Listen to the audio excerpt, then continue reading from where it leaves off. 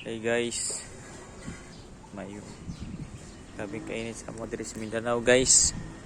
El Nino guys, manay ulan-ulan guys, almost 4 months na guys.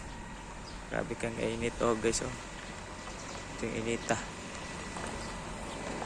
Pagod na nga mo. Guys, ito guys oh. Grabe kainit guys. Suka kayong init ka guys, grabe kainit. Oh, initagid guys. Pwede na makalutog itlog. Alam nyo guys, ang init dito sa amin. Ano na ba to guys? Yung langit guys, walang ulap. Mayroong ulap pero maliit lang. Oh guys oh. Ang init talaga guys. Pag meron kang high blood dito guys, baka ma-stroke ka. Guys, sobrang init. Sobrang init guys. Pasok tayo dito guys sa ating area.